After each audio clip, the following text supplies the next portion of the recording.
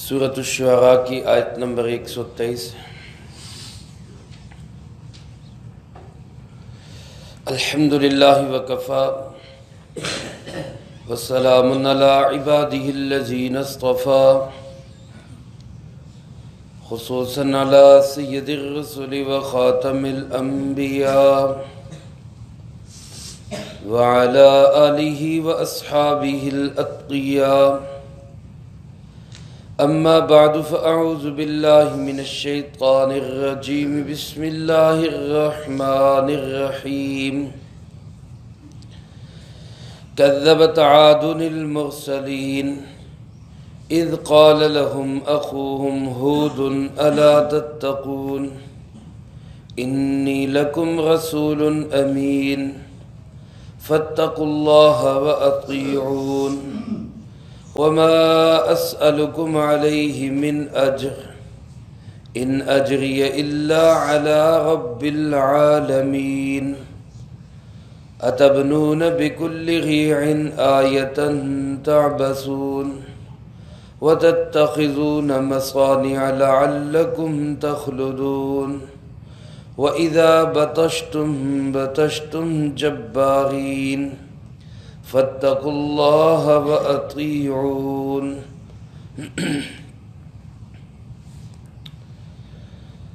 کذبت عاد المرسلین، جھٹلا دیا قوم عاد نے بھی تمام رسولوں کو۔ اذ قال لهم اخوهم ہود الا تتقون، جب ان سے کہا ان کے قومی بھائی ہود علیہ السلام نے، کیوں نہیں تم ڈرتے؟ انی لکم رسول امین، یقیناً میں تمہارے لیے ایک امانت دار رسول بن کے آیا ہوں۔ فاتقوا اللہ واطیعون، بس اللہ سے ڈرو اور میری بات مانو۔ وما اسألکم علیہ من اجر، اور میں نہیں سوال کرتا تم سے اس پر کسی قسم کے معاوضے کا۔ ان اجری الا علی رب العالمین، میرا معاوضہ تو اللہ رب العالمین کے ہی ذمے ہے۔ اتبنون بکل ریع آیۃ تعبثون، کیا تم بناتے ہو ہر بلند جگہ پر ایک نشان بے مقصد؟ وَتَتَّخِذُونَ مَصَانِعَ، اور تم بناتے ہو بڑے بڑے محل اور قصر۔ لَعَلَّكُمْ تَخْلُدُونَ، شاید کہ تمہیں یہاں ہمیشہ رہنا ہے۔ وَإِذَا بَطَشْتُمْ جَبَّارِينَ، اور جب تم کسی پہ ہاتھ ڈالتے ہو تو گرفت کرتے ہو ظالموں کی طرح۔ فَاتَّقُوا اللَّهَ، اللہ سے ڈرو، وَأَطِيعُونَ، اور میری بات مانو۔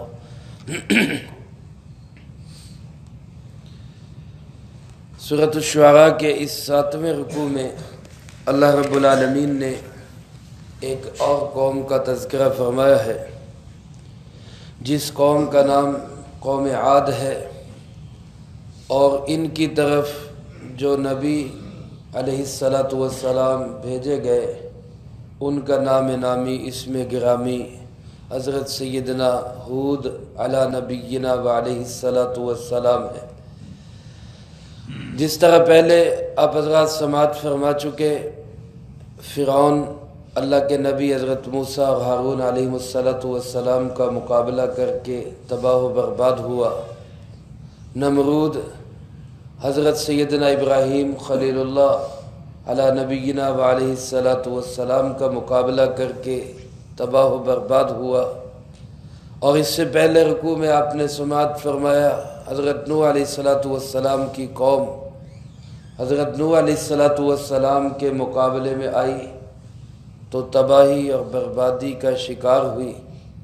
اسی طرح یہ اس قوم کا تذکرہ اللہ پاک نے اس رکوع میں فرمایا، جس قوم کو اللہ نے اپنے زمانے میں بڑا عروج عطا فرمایا تھا۔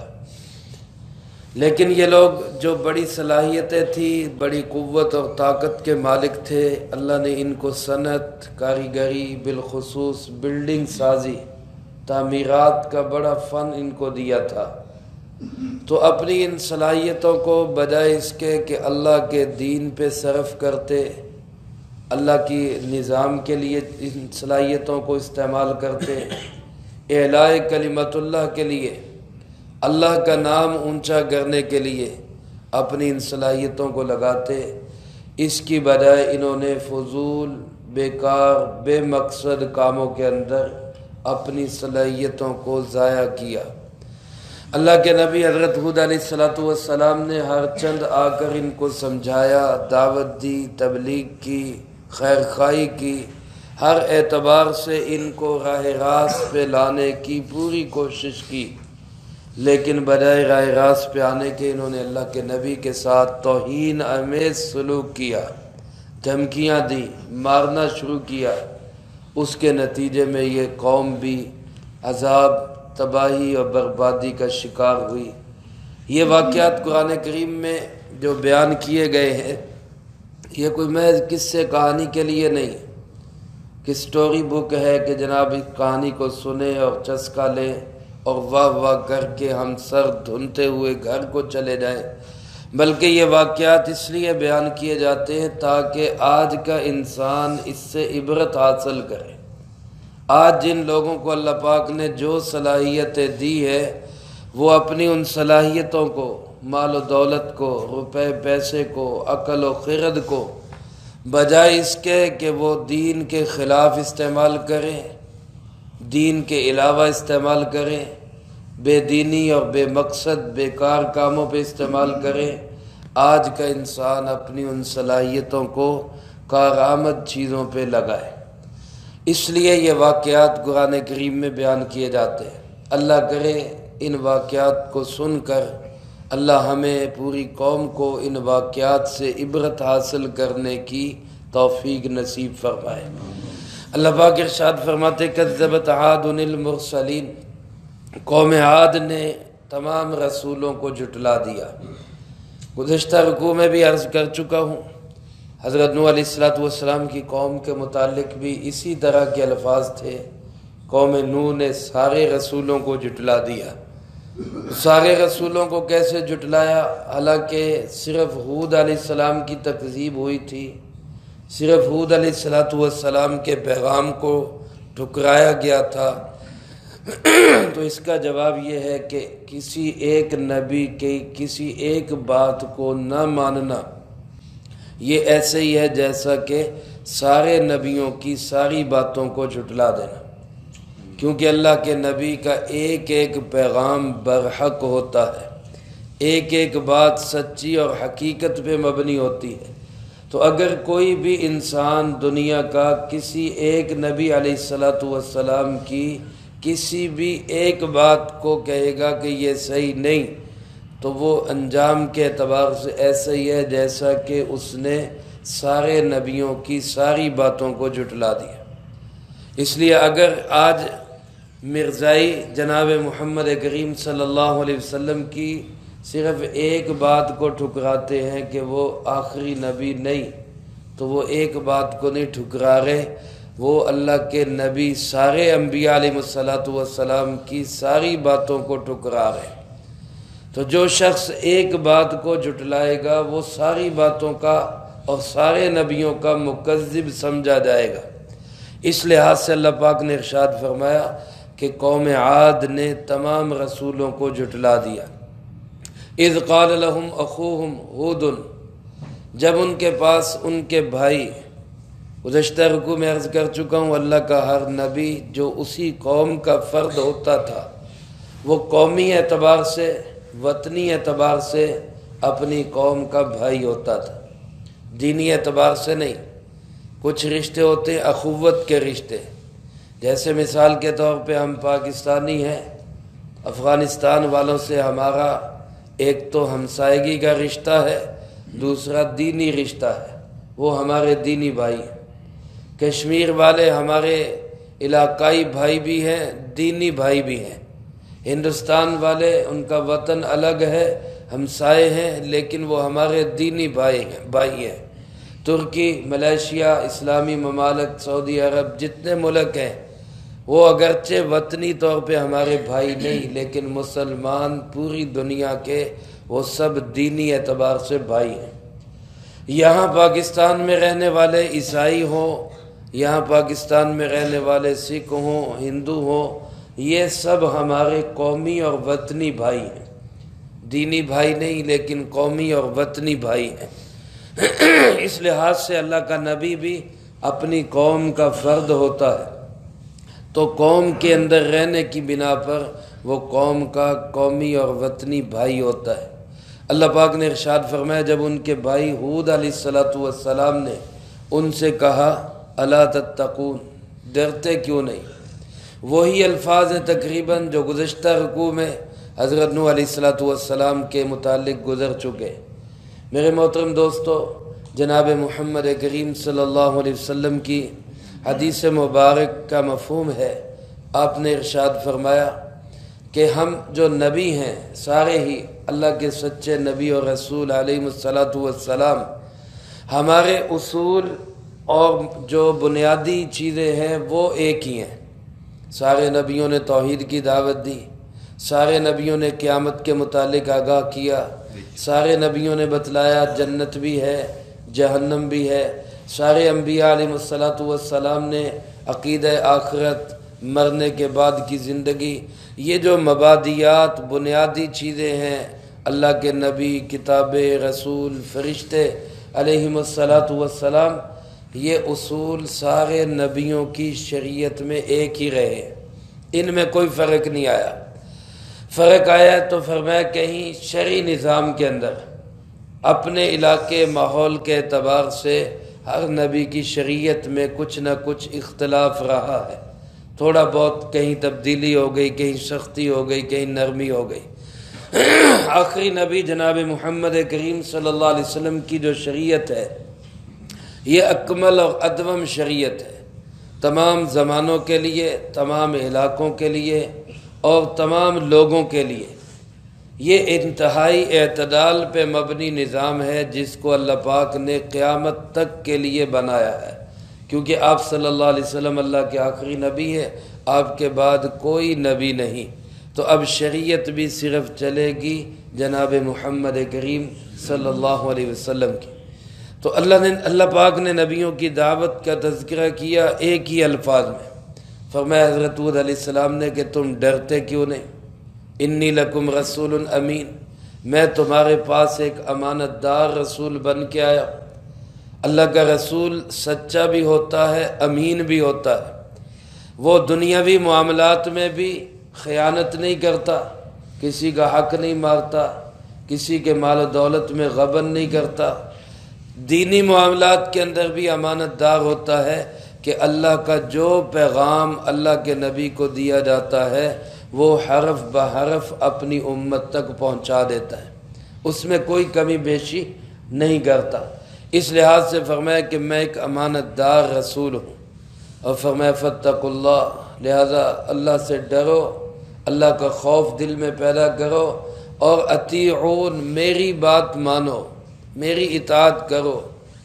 میرے محترم دوستو، جس طرح اللہ کو ماننا ضروری ہے، اللہ کی بات ماننا ضروری ہے، اسی طرح وقت کے نبی کی پوری اطاعت کرنا یہ بھی ضروری ہے۔ اب ہمارے نبی حضرت محمد صلی اللہ علیہ وسلم ہے، آج اگر کوئی شخص اٹھ کے یہ کہتا ہے کہ جی میں اللہ کو تو مانتا ہوں لیکن میں حضرت محمد صلی اللہ علیہ وسلم کی بات ماننے کے لیے تیار نہیں، وہ شخص اسلام والا نہیں سمجھا جائے گا۔ مسلمان وہی سمجھا جائے گا جو اللہ کو بھی مانے اور جناب محمد کریم صلی اللہ علیہ وسلم کو بھی اللہ کا آخری اور برحق رسول مانے، اللہ کی بھی پوری اطاعت کرے اور جناب محمد کریم صلی اللہ علیہ وسلم کی بھی مکمل اطاعت کرے، یا اس کی کوشش بہرحال کرے۔ ان دونوں میں کسی ایک میں فرق کرے گا تو وہ مسلمان نہیں سمجھا جائے گا۔ اللہ پاک ارشاد فرماتے، اللہ کے نبی نے اپنی دعوت میں ان کو یہ بھی فرمایا ما اسألکم علیہ من اجر، کہ میں اس دعوت و تبلیغ پر اس خیر خواہی پر، تمہاری اس منت و فریاد پر کہ تمہیں جہنم سے بچا کے جنت میں لے جانے پر تم سے کسی قسم کا کوئی معاوضہ نہیں مانگتا، کسی جو ہے وہ نوٹ کا سوال نہیں ہے، کوئی تم سے میں پیسے خرچہ وظیفہ نہیں مانگتا، فی سبیل اللہ کام کر رہا ہوں، ان اجری الا علی رب العالمین، میرا اجر و معاوضہ تو کس کے ذمے ہے؟ اللہ رب العالمین کے ذمے۔ یہاں تک تو تبلیغ اور انداز اور الفاظ بھی وہی ہیں جو گزشتہ رکوع میں حضرت نوح علیہ السلام کے گزر چکے۔ اس کے بعد فرمایا اتبنون بکل ریع آیۃ تعبثون، کیا تم بناتے ہو ہر بلند مقام پر ایک نشان بے مقصد اور فضول؟ پہلی قوموں کے اندر ہر قوم میں ایک برائی مشترکہ اور کامن رہی ہے، وہ تھی شرک کی برائی، وہ سب شرک کرتے تھے۔ دوسری جو ان کے اندر کوئی نہ کوئی ایسی بیماری ہوتی تھی جو اللہ نے ہمیں دکھائی، بتائی، سمجھائی کہ ان قوموں میں وہ ایک ایک تھی۔ مثال کے طور پہ حضرت نوح علیہ السلام کی قوم اخلاقی اعتبار سے گراوٹ کا شکار تھی، بد اخلاق قوم تھی۔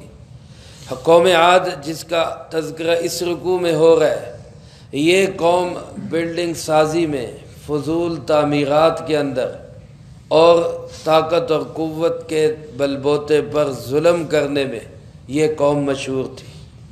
اس قوم کو اللہ پاک نے بڑی صنعت اور حرفت دی تھی، اسی کا تذکرہ کرتے ہوئے اللہ کے نبی نے فرمایا کہ کیا تم بلند جگہوں پر بڑی بڑی بلڈنگیں اور عمارتیں بناتے ہو اور وہ بھی بے مقصد، جن کا کام بھی کوئی نہیں۔ ری کہتے ہیں ایسی جگہ کو جو اونچی ہو۔ حضرت عبداللہ ابن عباس رضی اللہ تعالیٰ عنہ نے اس کی یہی تفسیر فرمائی، اونچی جگہ کو۔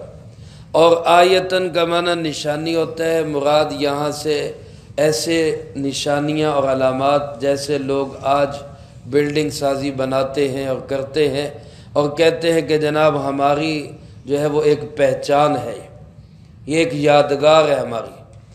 جیسے جہاں قرارداد پاکستان منظور ہوئی وہاں مینار پاکستان بنا دیا کہ یہ ایک یادگار ہے۔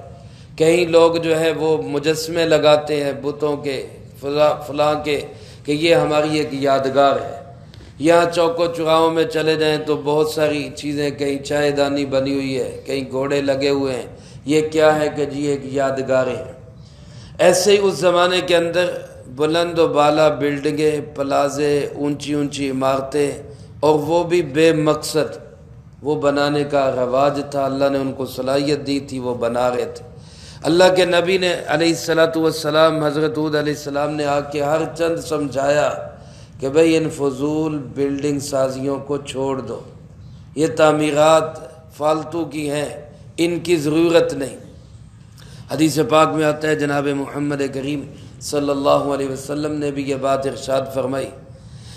حضرت قاضی ثناء اللہ پانی پتی رحمۃ اللہ علیہ نے تفسیر مظہری میں اس کو نقل کیا ہے، تفسیر طبری کے حوالے سے سند جید کے ساتھ، کہ جناب محمد کریم صلی اللہ علیہ وسلم نے ارشاد فرمایا، جس کا مفہوم یوں ہے کہ اللہ پاک جب کسی بندے سے ناراض ہوتے ہیں تو اس کا روپیہ پیسہ گارے مٹی میں یعنی تعمیرات میں لگانا شروع کر دیتے ہیں۔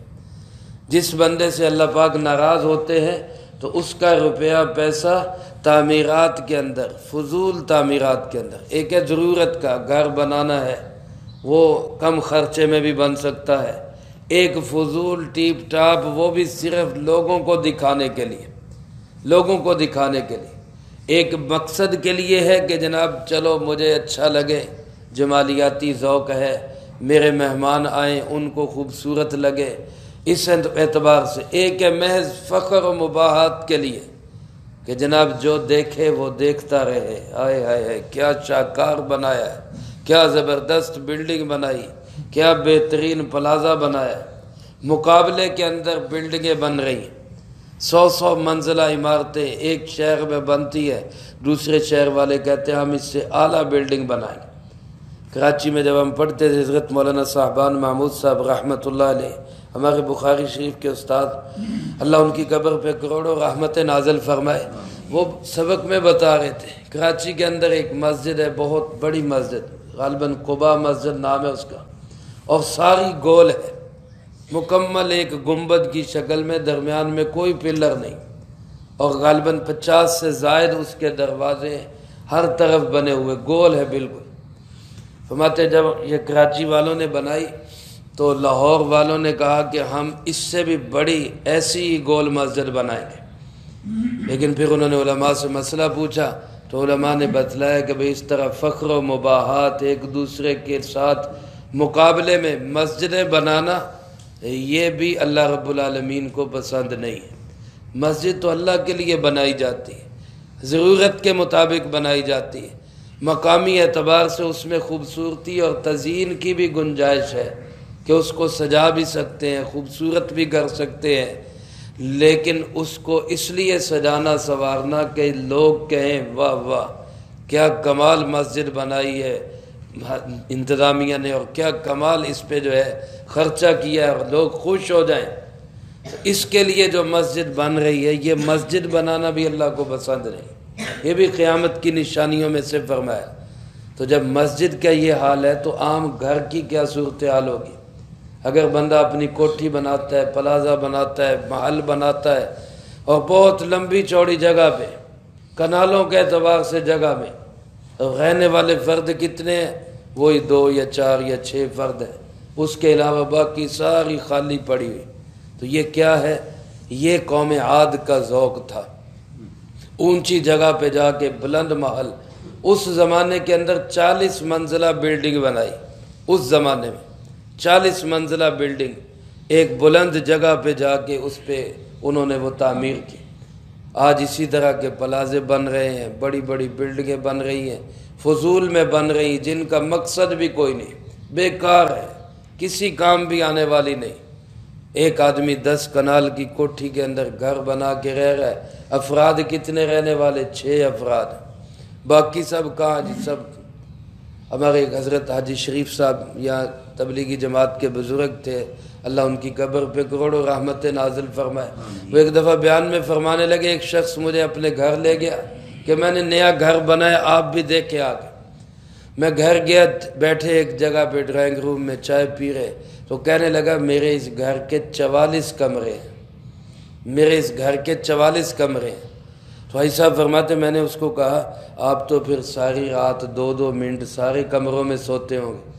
کہنے لگا جی نہیں، سوتا تو ایک کمرے میں ہوں، تو پھر باقی کمرے وہ فضول ہیں، بند پڑے ہوئے، کوئی مقصد ہی نہیں، صرف لوگوں کو دکھانے کے لیے۔ تو یہ قوم عاد کا طرز تھا، اتبنون بکل ریع آیۃ تعبثون، اللہ کے نبی نے اس پہ تنبیہ کی کہ تم کیوں ایسا کرتے ہو کہ ہر بلند جگہ، جہاں ٹیلا دیکھا، جہاں اونچی جگہ دیکھی، جہاں جگہ پسند آ گئی، وہاں تم کہتے ہو ہمارا کوئی بہت بڑا علامت اور نشان بن جائے، اور وہ بھی بیکار اور فضول۔ وَتَتَّخِذُونَ مَصَانِعَ، اور تم بڑے بڑے قصر تیار کرتے ہو، قصر حمدان ان کا بہت بڑا محل تھا۔ اور اسی طرح شداد بھی اسی قوم کا ایک فرد تھا جس نے دنیا کے اندر جنت بنانے کی کوشش کی۔ اللہ فرماتے کیا تم، حضرت ہود علیہ السلام نے ان کو کہا کیا تم یہ اس لیے بناتے ہو، تمہیں یوں لگتا ہے لعلکم تخلدون کہ تم نے ہمیشہ یہیں پہ رہنا ہے؟ بھئی اگر یہاں پہ ہمیشہ رہنا ہو پھر تو بندہ کہے بھئی اعلیٰ بناؤ، مضبوط بناؤ، بڑا بناؤ تاکہ کل کو کوئی کمی نہ ہو۔ جب پتہ ہے کہ 60 نہیں تو 70 نہیں تو 80 سال میں چلے ہی جانا ہے، تو پھر اتنی فضول بلڈنگ سازی کس لیے کرتے ہو؟ جہاں یہاں جتنا رہنا ہے اس کے لیے اتنی محنت کر لو، آگے جہاں پہ جا کے رہنا ہے وہاں کے لیے اتنی محنت کر لو۔ حضرت عبداللہ ابن عمر ابن العاص رضی اللہ تعالیٰ عنہ صحابی رسول ہیں، وہ فرما رہے ہیں کہ میں اور میری والدہ مل کر ہم اپنا مکان درست کر رہے تھے، اور مکان کیا تھا؟ یہ نہیں کہ کوئی بہت اعلیٰ بلڈنگ بنا رہے تھے، وہ کچا جھونپڑا سا تھا، وہ کہیں سے ٹپکنے لگ گیا، ہم اس کو ٹھیک کر رہے تھے، ہم اس کو سیٹ کر رہے تھے کہ اب کچھ صحیح ہو جائے۔ رسول اللہ صلی اللہ علیہ وسلم کا گزر ہوا، آپ نے پوچھا عبداللہ کیا ہو رہا ہے؟ کہ اللہ کے محبوب یہ مکان ذرا تھوڑا خراب ہو گیا تھا، اس کو ٹھیک کر رہے تھے۔ تو جناب محمد کریم صلی اللہ علیہ وسلم نے ارشاد فرمایا عبداللہ موت کا معاملہ تو اس سے بھی زیادہ نزدیک ہے، موت کا معاملہ تو اس سے بھی زیادہ نزدیک ہے، پتہ نہیں مکان ٹھیک کر کے رہنا بھی نصیب ہوگا کہ نہیں اور موت آ جائے۔ یہ تو ان حضرات کے لیے ہدایت تھی جو اس قوم کے مقتدا تھے، جنہوں نے اس قوم کے لیے علامت بننا تھا۔ میرے آپ کے لیے اگرچہ گنجائش ہے کہ مکان بنا لو، لیکن میرے دوستو اس انداز سے مکان بنانے میں کھب جانا کہ حلال حرام کو بھی بھول جائے اور اللہ کو بھی بھول جائے، یہ کہاں کا انصاف۔ خود جناب محمد کریم صلی اللہ علیہ وسلم حضرت عبداللہ ابن عباس رضی اللہ تعالیٰ عنہ فرماتے ہیں ایک موقع پہ میں آپ کے ساتھ تھا تو آپ قضائے حاجت کے لیے راستے سے تھوڑا الگ ہوئے، اور جب ضرورت سے فارغ ہو کے آئے تو آپ نے آتے ہی مٹی کے ساتھ تیمم کر لیا، مٹی کے ساتھ تیمم کر لیا۔ میں نے کہا اللہ کے محبوب صلی اللہ علیہ وسلم یہ تھوڑا آگے چل کے تو پانی موجود تھا تو وہاں وضو فرما لیتے، یہاں آپ نے تیمم کر لیا۔ تو رسول اللہ صلی اللہ علیہ وسلم نے ارشاد فرمایا عبداللہ ابن عباس تمہیں کیا معلوم پانی تک پہنچنے کی مہلت بھی ملے گی کہ نہیں، وہاں تک پہنچ بھی پاؤں گا کہ نہیں، اور اس سے پہلے ہی موت آ جائے تو کیوں میں ناپاکی کی حالت میں اللہ کے پاس جاؤں، اس لیے میں نے فوراً تیمم کر لیا، جب تک پانی تک پہنچوں گا تیمم کے ذریعے تو پاکی ہو جائے۔ ہر وقت پاک رہنے کی کوشش فرماتے جناب محمد کریم صلی اللہ علیہ وسلم۔ آج میرے دوستو وہی موت ہمیں بھول گئی، ہم 100 سال کی پلاننگ کر رہے ہیں، اس میں موت کو کہیں پہ جگہ ہی نہیں دے رہے کہ یہ بھی آ سکتی ہے۔ 90 سال کی لیز پہ ٹھیکے لے رہے ہیں، موت کی کوئی پلاننگ نہیں۔ اللہ کے نبی نے ان سے کہا حود علیہ السلام نے تم بڑے بڑے قصر اور محل اور جنتیں تعمیر کر رہے ہو، کیا تم نے یہاں پہ ہمیشہ رہنا ہے؟ تمہیں یہ لگ رہا ہے کہ ہمیشہ یہیں پہ رہو گے؟ اور پھر فرمایا وَإِذَا بَطَشْتُمْ جَبَّارِينَ، جب تم بلڈنگ سازی کرتے ہو، محل بناتے ہو، غریبوں کے خون چوس کے اس پہ محل بناتے ہو، اور ان غریبوں پہ جب تم ہاتھ ڈالتے ہو تو پھر ایسے ہاتھ ڈالتے ہو جبارین، ظالموں کی طرح ہاتھ ڈالتے ہو، ان کا پیسہ خرچہ ٹیکس وصول کر کے اپنے بڑے بڑے پلازے اور بلڈنگیں اور محل بناتے ہو، دنیا جہان میں جائیدادیں اپنی تعمیر کرتے ہو، غریبوں کا خون چوس چوس کے۔ فاتقوا اللہ، اللہ سے ڈرو، وَأَطِیعُونَ، اور میری بات مانو، ان فضول کاموں کو چھوڑ دو۔ اللہ کے نبی کی تبلیغ کے جواب میں قوم نے کیا جواب دیا، اس کا تذکرہ اللہ پاک نے اگلی آیات میں کیا ہے، وہ انشاءاللہ اگلی فرصت میں آئے گا۔ اللہ پاک سے دعا ہے اللہ مجھے آپ کو سب کو قرآن پاک کی صحیح سمجھ نصیب فرمائے، جو کہا سنا اس کو زندگی میں لا کے دوسروں تک پہنچانے کی توفیق عطا فرمائے۔ اللہم انت السلام ومنک السلام، تبارک ربنا وتعالیت یا ذا الجلال والاکرام۔ اللہم انا علی ذکرک وشکرک وحسن عبادتک، اللہم احسن عاقبتنا فی الامور کلہا واجرنا من خزی الدنیا وعذاب الآخرہ، اللہم باقیتا کباقیت الولید، اللہم استر عوراتنا وآمن روعاتنا، اللہم انا نجعلک فی نحورہم ونعوذ بک من شرورہم، اللہم اکفنا بحلالک عن حرامک وأغننا بفضلك عمن سواك، اللهم اكفنا كل مهم من حيث شئت ومن أين شئت، رب اغفر وارحم وأنت خير الراحمين، رب ارحمهما كما ربياني صغيرا، ربنا هب لنا من أزواجنا وذرياتنا قرة أعين واجعلنا للمتقين إماما، ربنا تقبل منا إنك أنت السميع العليم وتب علينا إنك أنت التواب الرحيم، وصلى الله على النبي الكريم وعلى آله وأصحابه أجمعين برحمتك يا أرحم الراحمين۔